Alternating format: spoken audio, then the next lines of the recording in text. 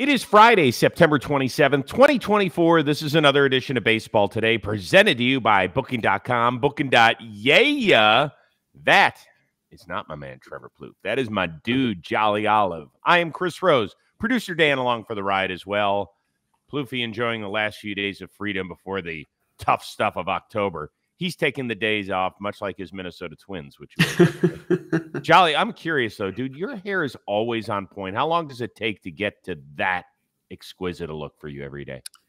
Rosie, it's funny that you ask. I had my hair in a hat all day yesterday, and then woke up this morning, started editing immediately when I woke up, and then remembered we were doing baseball today. So this is unshowered, dug out of the hat, threw some gel in it, tried to spruce it up best I can. So I'm glad that you gave it a vote of confidence. Hell yes. Are you kidding me? Well, that's so thick and luscious. Us guys that are several decades older than you are so I'm just trying to hang on. I'm starting to get gray hairs too. No, you're not, are you? It's true. Yeah, I got a couple. Oh, good. Okay, that's distinguished. My dad was a silver fox at 25 years old. Wow. Yeah. Jeez. Yeah. Okay. Now my hair's hanging in there, but it's the beard. I got that. I like the gray beard. I like it. Yeah, it's fine. Gives you a lot of wisdom. Yeah. Is that what it is? Because I don't have much else. Makes you feel wise, like you're a baseball wizard or something. All right, last weekend of the regular season, let's get to it. There's a few things still undecided. A few teams clinched some division titles, but we will start out in Oakland, where the end of the game was a lot like any other game you might see throughout the regular season. A ground out to shortstop to end it, Mason Miller, however, threw the final pitch for the Oakland A's. They will play in Sacramento the next 3 years before presumably moving on to Las Vegas. Here is former A's player and now skipper Mark Kotsay.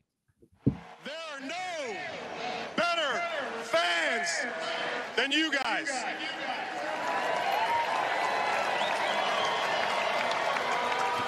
Thank you all for loving the game of baseball.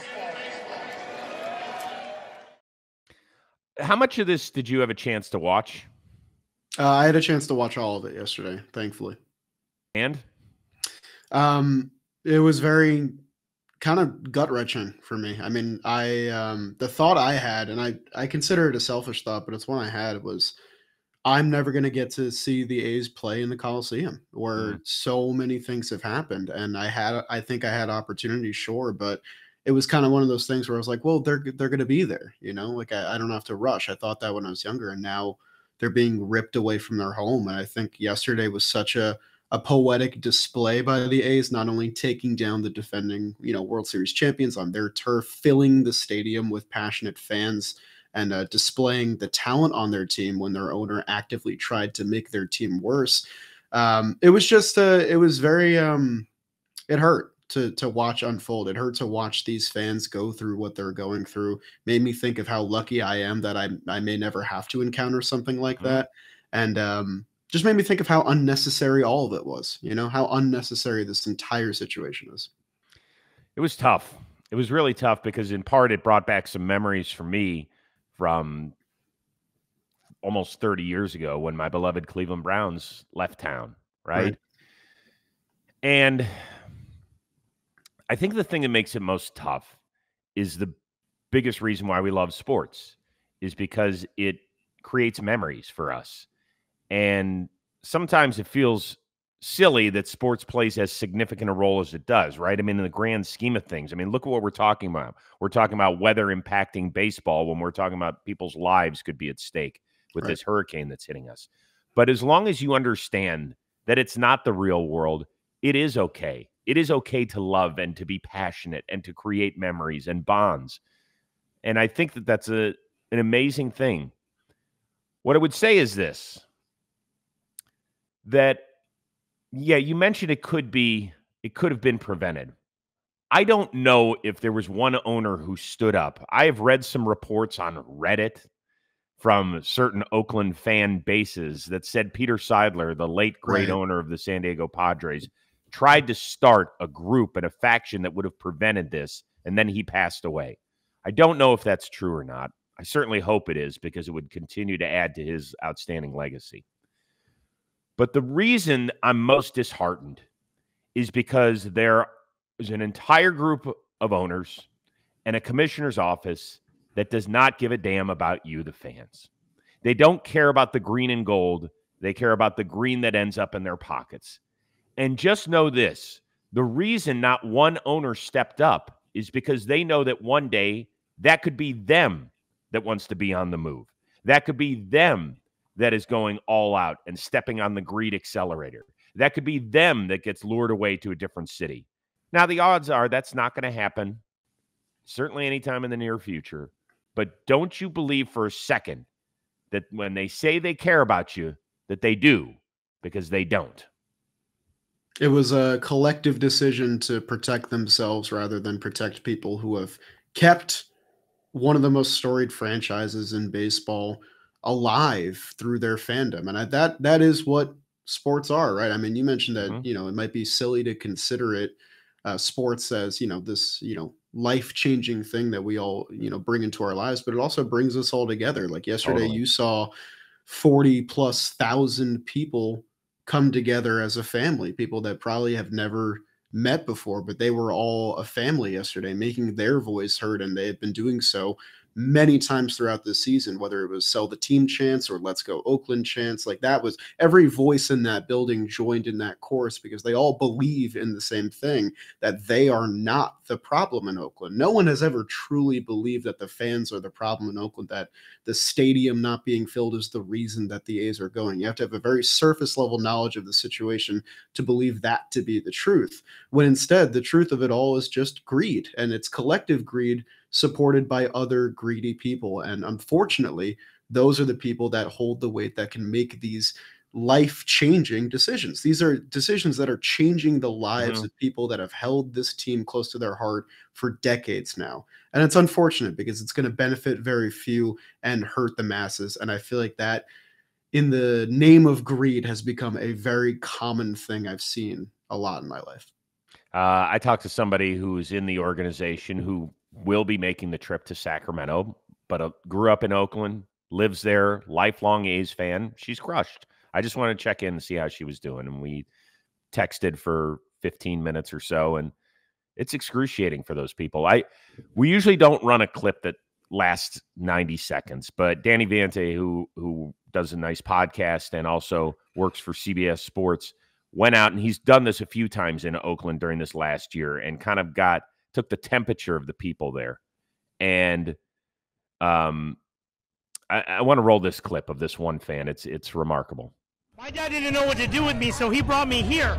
And we used to walk across that BART bridge to games, and it was like magic. And I watched Dwayne Murphy and Ricky Henderson out there running the outfield, stealing bases, hat flying off. It was beautiful, and that's what made me fall in love with baseball. And then I had a little brother who was 13 years younger than me, and I didn't know what to do with him. So what did I do? I brought him here.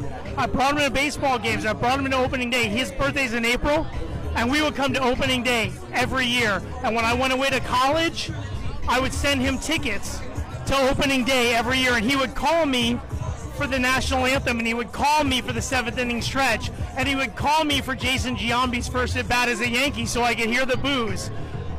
And then when I had kids, I knew what to do with them. And so what did I do? I brought them here. My kids are so at home here. They come in here and they take off their jackets and they drop them in a corner and they run off because they feel like they're at home. Not like they're in a place with 20,000 strangers or 4,000 strangers. And so that's what baseball in Oakland is. This is generations. This is like father to son to brother to child. And you're ripping that away for what?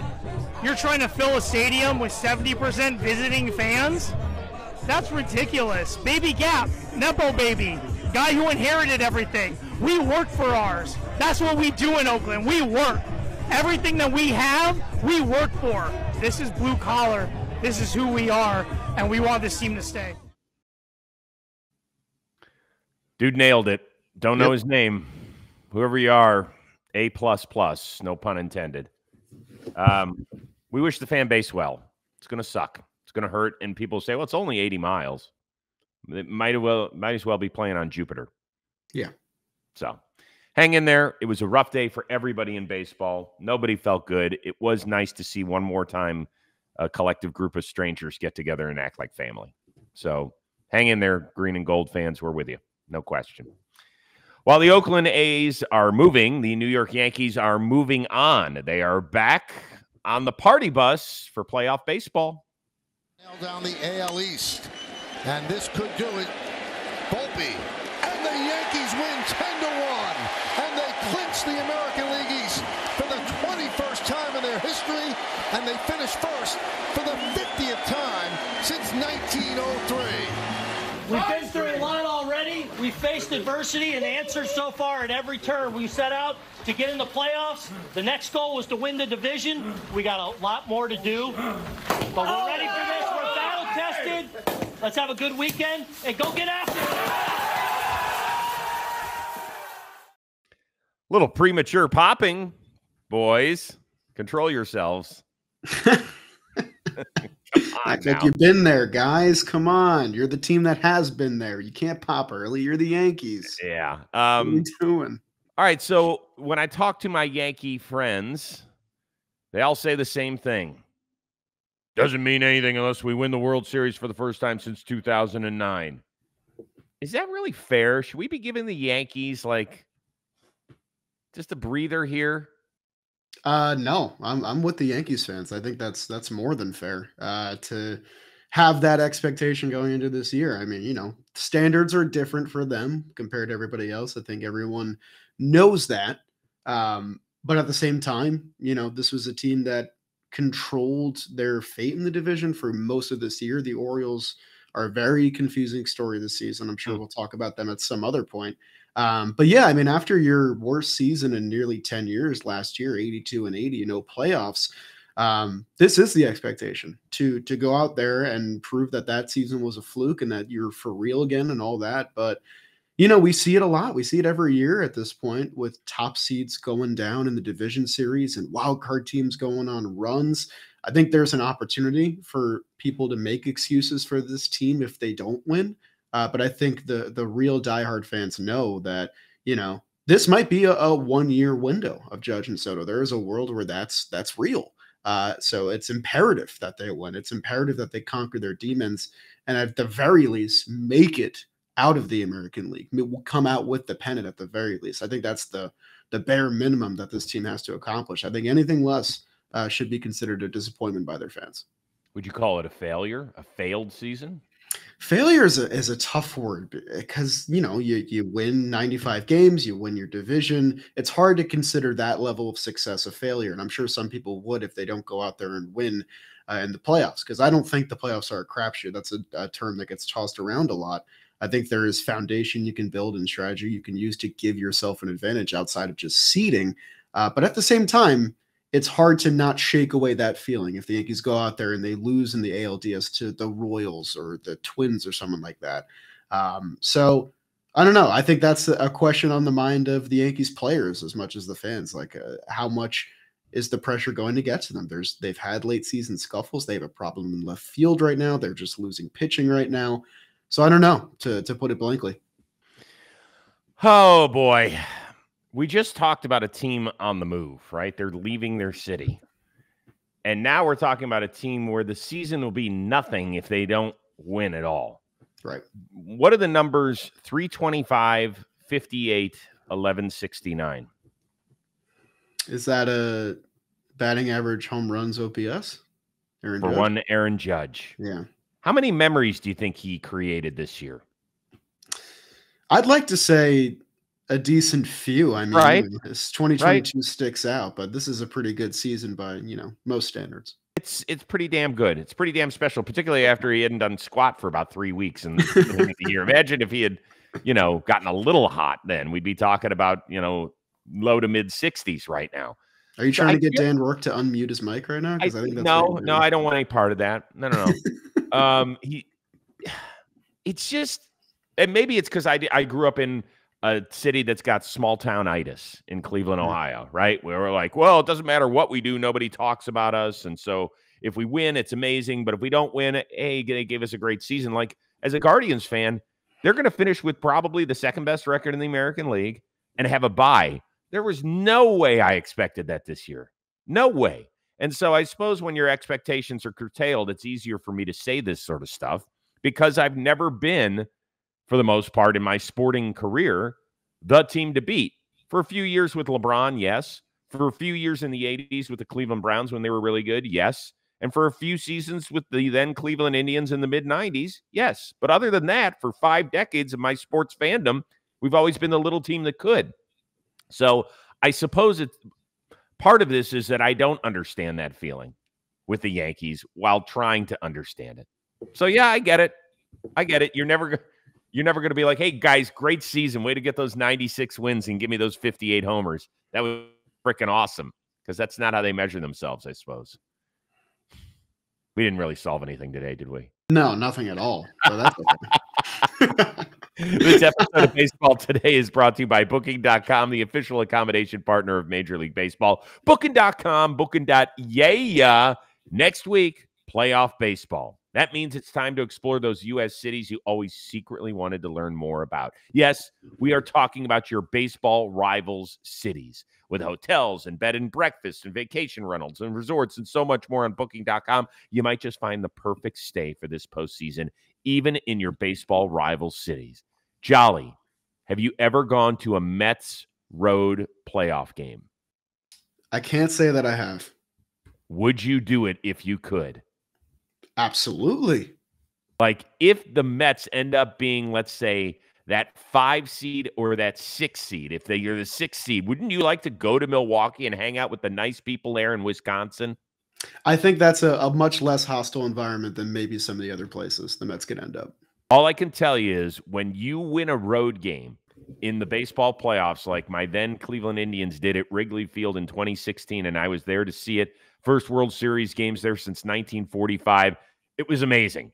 Rest of it, when it got back to Cleveland, not so good. But the time on the road was unreal. And when I'm talking about Booking.com, they've got hotels that overlook stadiums, family-friendly resorts, cute bed and breakfast stays. Booking.com has so many great choices. And a reminder that the right stay can make you a fan of any U.S. city. Yes, even your baseball rivals. Book today on Booking.com and download the Booking.com app today. Maybe that place you want to visit, if you're a National League fan, is Los Angeles, California, because the Dodgers moved one step closer to being the team to beat in the NL. The 0-2 pitch. A pop-up. Tested and bruised, but still unbroken. And division champs again. Hey, no one said this is going to be easy.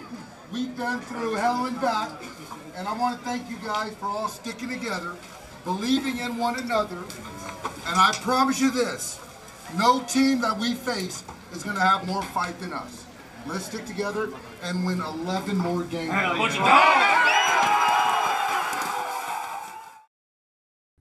Dave, I'll just clarify the math real quick. You do have a series against Colorado, so if you want to win a few of those games, then it might be like 13 or 14, whatever the number is. But I understand the point. So if you were a Dodger fan heading into the playoffs, how confident would you be? You know, this series, I think, changes a lot. Like this series went over San Diego. I mean, there's a world where the Dodgers escape this series with a win, but they leave the window cracked for San Diego to potentially come and take the division from them. I think them taking 2 out of 3 on their turf and defending their title was pretty big, not only for the fans, but I think for the players too, because the Padres have just been on a torrid run ever since the All-Star break, essentially, where they were 50-50. As for this Dodgers team, you know, the same thing, the same story scares me, which is the starting pitching being incredibly thin, but they have 2 guys they can rely on in Flaherty and Yamamoto. And then outside of that, you have all the talent in the world on this team. I think them getting a bye is much more big for them specifically compared to other teams, where other teams might enjoy the non-rest period. I think the Dodgers might need it more than other teams. As for the confidence level, this might be a cop-out, but I got to see it. It's been a while since we've seen the Dodgers win a playoff series, since 2021, I believe. So we got to go out there and do it at this point. You have more talent than ever. We're going to get to see Shohei in the playoffs for the first time, which is exciting. But at the end of the day, they got to go out there and do it, no matter who comes knocking on their door in the NLDS. This is actually the first full season in which the Dodgers will not win 100 games since 2018. Do you know what else happened that year? Made it to the World Series. Yes, they did. They made it to the World Series and lost to the Boston Red Sox. That won't even be good enough. Living in Los Angeles and having a lot of Dodger fan friends that I have, they have already cashed in their chips. They expect Dave Roberts to make some bonehead move in the divisional round. That Really? Oh, yeah. Oh, dude. I have to talk so many people off the ledge. It's ridiculous. I'm like, guys, can we at least – yeah, I think Dave Roberts did a pretty good job this year. I know they've got goo-gobs of talent. Like, no team keeps bringing up dudes when their pitching staff gets hurt that keep throwing 96, 97. You're like, who the hell are all these guys? And they just have I think there's a factory that makes them specifically for the Dodgers. I think so, too. So how do I feel about him? I will say this. Walker Buehler's given them two of his best outings since he came back recently, and that included last night. And he was – remember, there was a time where we were like, he's a way better big game pitcher than Clayton Kershaw. Like, that's the guy I want on the mound. Remember, there was a time where that was true, too. That wasn't just a hot thing to say. No. He was the guy on Game 7, on the mound in Game 7 in Milwaukee in 2018 in the NLCS. Winner takes all and moves on to the World Series. That was Walker Buehler's start. That was kind of the start of his true emergence. And I don't think he's there, but I certainly don't feel like, oh, man, they got to throw Walker Buehler in Game 3 with maybe the season turning the wrong direction. Like, now, the Freddie Freeman injury last night, that Andrew Friedman said in the postgame celebration that he should be fine. We've got 9 days off before the divisional round starts. That did look ugly. I felt badly for him, man. He was in a walking boot and crutches in the locker room. Really? I didn't know that. Yeah. I mean, there goes your extra rest again. I mean, that's, another thing the Dodgers could use, an extra time for Freddie Freeman. We just did the whole discussion on the Yankees and their standards and their expectations.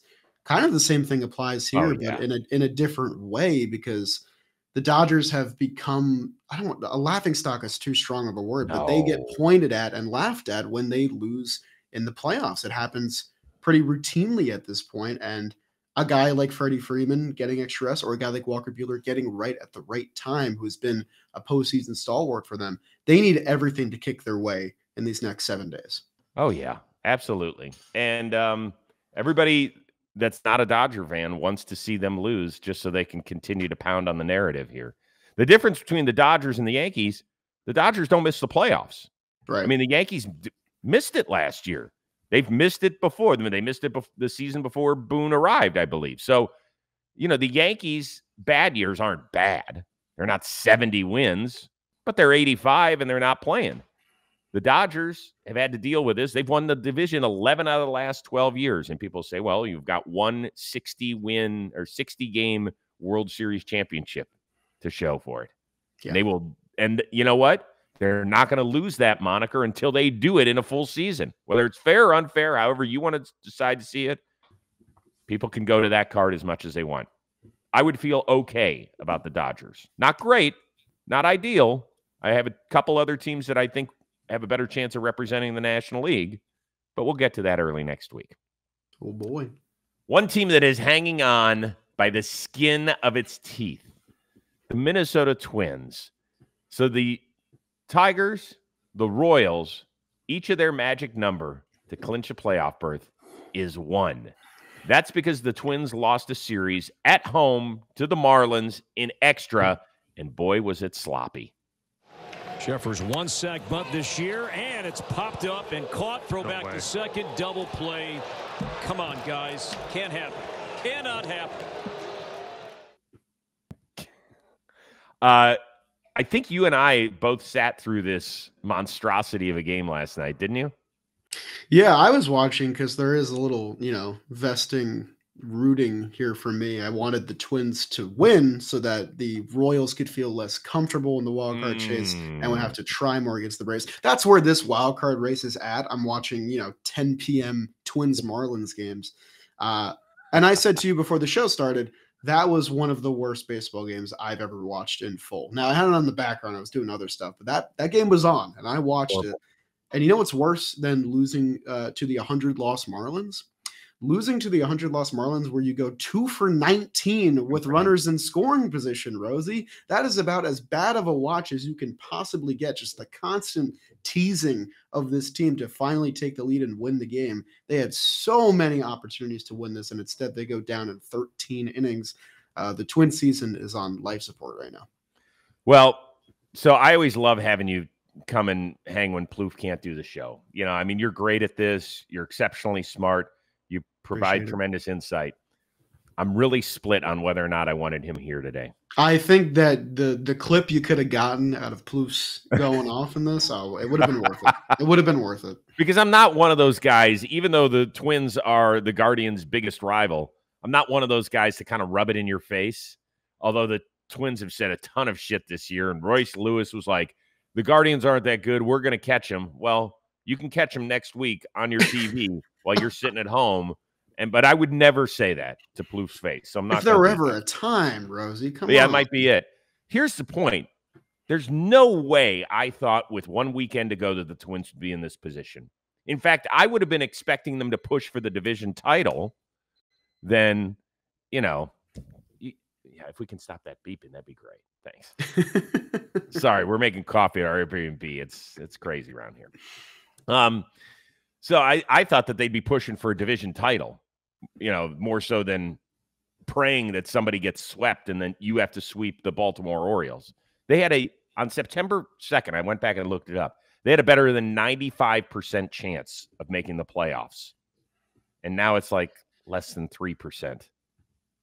I mean, I don't want to say that, you know, you can just say, oh, the Tigers took it away from them. The Tigers came in out of nowhere. Like, the Twins had so many opportunities to ensure that this didn't happen. For starters, they got swept at Kauffman this month against the Royals. That was massive in their attempts to claim, the Central, or at least get better ground in the wild card. Then your Guardians walk them off in back-to-back games, so they lose a 4-game set there. I mean, at the end of the day, if you want to be division champs, you got to beat the teams in your division. You can't just ride your White Sox health and hope that gets you a good enough record to get to the division. You got to beat the guys that are also vying for it. And this is the kind of stuff that, gets managers fired, gets people released, gets coaches, repositioned. Like, this is a tumultuous time in Minnesota, a team that has kind of been, steadfast in the people that are in charge, the faces of the team. I think we're due for a lot of change in this town if they end up, missing out on the dance, which it looks like they're going to. Yeah, I'll be curious because they're not customarily a franchise that panics or has an emotional response to a poor season. So I'll be curious to see if anybody, takes the heat for this collapse. And that is, make no mistake, this has been a major collapse in alignment with a wonderful resurgence by the Detroit Tigers. And I'm very familiar in the study of collapses. Yeah, this is a collapse. Yeah. Okay, good. Thank you, doctor. No problem. Thank you, doctor. Studied it for years. All right, so we've all been there. Running late, no time for breakfast. You're starving. Racing to meetings. Maybe you got a kid's practice, school pickups, whatever it is. But what if a delicious, nutritious meal could be ready in seconds? That's where today's sponsor, Huel, the world's #1 complete nutritional brand, comes into play. With over 400 million meals sold worldwide. Yes, Jolly, I said 400 million. Huel is trusted by millions of people looking to fuel their day with convenient, complete nutrition. It's designed by experts to provide all the nutrients your body needs from a meal. Huel takes the guesswork out of healthy eating, and yes, it tastes delicious. Huel shakes actually taste like a milkshake. They come in delicious chocolate and vanilla, and here's the bonus, they're low in sugar. Last week, I had to come up and see you guys. It was awesome for Blitzball Battle 5. Was running the airport, didn't have time to eat, grabbed one of those shakes, threw it down.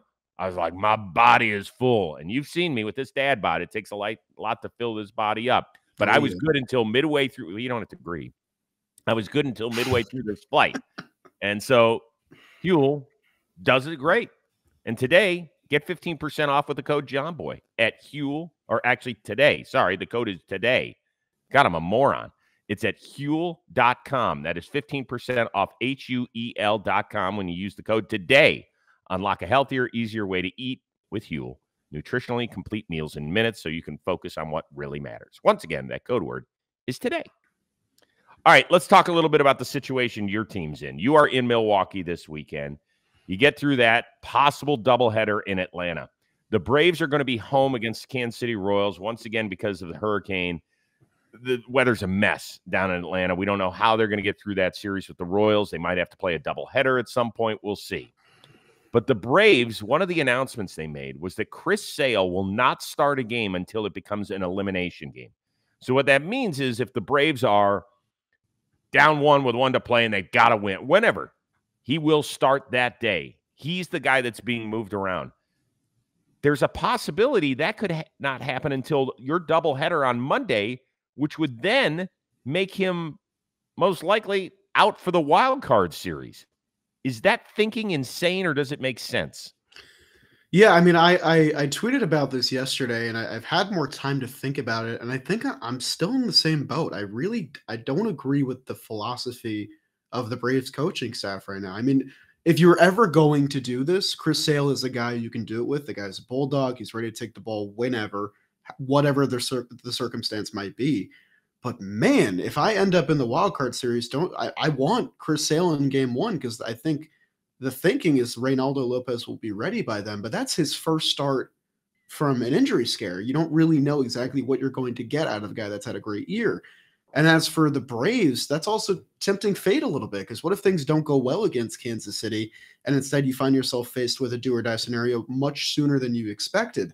Also, they might not even play tonight, so they might have 2 doubleheaders in the span of 3 days, all of which the games matter. That's 5 games played on their turf in 3 days. That's a lot of baseball. So obviously, it's not an easy situation to manage at the get-go. You know, they don't have a ton of options that present them with favorable scenarios, but I was really, really surprised when I saw this report. Yeah, I was shocked. It sounds like Max Fried's going to go game 1 of that Royals series, whenever that is, because he likes to stay on schedule. Remember, they haven't played since Tuesday. Those games Wednesday and Thursday got washed out against the Mets. So it is an odd time for them.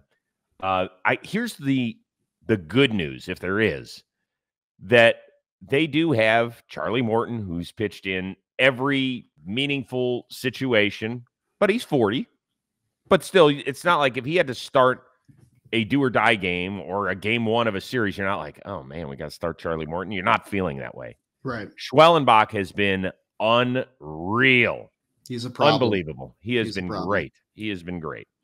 So you got that. Max Fried, if he had to start game 2 of a series, let's say he would go tonight. But if he gets pushed again to Saturday, then you're talking about short rest for guys. It's a mess, Rosie. It's a mess. And then on top of all that, like the Royals are pretty much in at this point, and maybe these things could change.